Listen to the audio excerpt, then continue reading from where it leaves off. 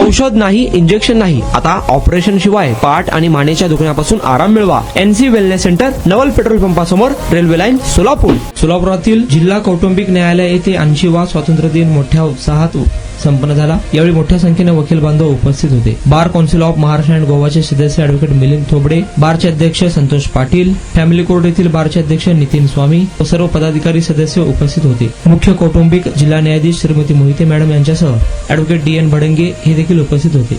यावेळी ॲडव्होकेट मिलिंद थोबडे यांनी त्यांचे मनोगत व्यक्त केले.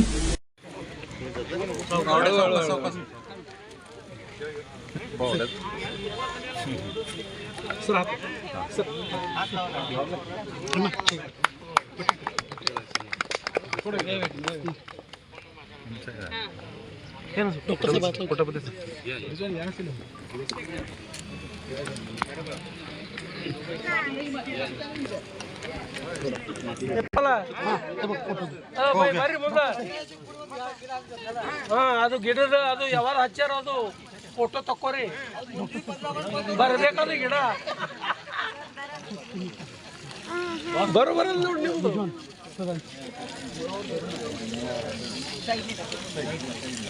आज सोलापूर येथील कौटुंबिक न्यायालयामध्ये 80व्या स्वातंत्र्य दिनानिमित्त आज इथे वृक्षारोपणाचा कार्यक्रम झाला. तसेच सदर कार्यक्रमास bar council of Maharashtra and गोवाचे सदस्य ॲडव्होकेट मिलिंदजी थोबडे साहेब, ज्यांनी अत्यंत आपल्या वकील बांधवांमध्ये लोकप्रिय आहेत असे वकील साहेब आल्यामुळं कार्यक्रमाला आणखीन शोभा आली आणि प्रचंड उत्साहात सदरचा कार्यक्रम हा पार पडला. तरी माझी विनंती आहे की मिलिंदजी थोबडे साहेबांनी त्यांचं मनोगत थोडक्यात व्यक्त करावं. सर्वप्रथम आपणा सगळ्यांना स्वातंत्र्य दिनाच्या हार्दिक हार्दिक शुभेच्छा. फॅमिली कोर्ट बार असोसिएशनच्या वतीनं आज या न्यायालयामध्ये स्वातंत्र्य दिनाचा कार्यक्रम झाल्यानंतर नवीन बिल्डिंग जी हो घातलेली आहे त्या प्रांगणामध्ये वृक्षारोपणाचा कार्यक्रम घेतलेला आहे. त्या प्रसंगी माननीय न्यायाधीश श्री मोहिते मॅडम, बारचे सर्व पदाधिकारी हे सगळे उपस्थित होते. लवकरच त्या ठिकाणी नवीन बिल्डिंगचं कामकाज सुरू कसं होईल यासाठी आम्ही सगळे प्रयत्नशील आहोत.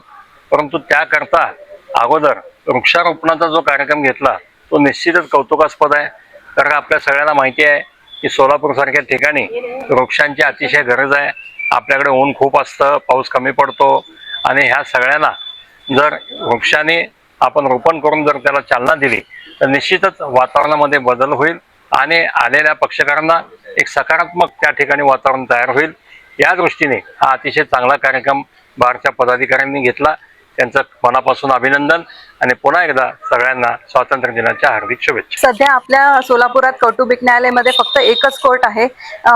जी केसेसची पेंडन्सी आहे ती वाढत असल्यामुळे आपल्याला कोर्ट कमी पडत आहे. त्यामुळे आपण सरकारकडे मागणी केली जागेची. तेव्हा आपल्याला ही 28,000 स्क्वेअर फीटची जागा सरकारने अलॉट केलेली आहे. इथं आता या जागेमध्ये पुढील 1-2 वर्षात आपण 5 मजली बिल्डिंग बांधून अजून एखादं दुसरं कोर्ट आणण्याची व्यवस्था करणार आहोत. आणि ह्याच्यामुळे जी केसेसची पेंडन्सी पाहता इथे नवीन कोर्ट जे येतील, 1-2 कोर्ट जे असतील आणि त्याच्यामुळे एका कोर्टाचा भार जो आहे तो कमी होऊन आपल्याला इथे दुसऱ्या कोर्टाचं पण आपल्याला म्हणजे मदत मिळेल. आणि इथेच या जागेवर आपण आज वृक्षारोपण करणार आहोत. दाखवून ती जागा बॅक साइड कर.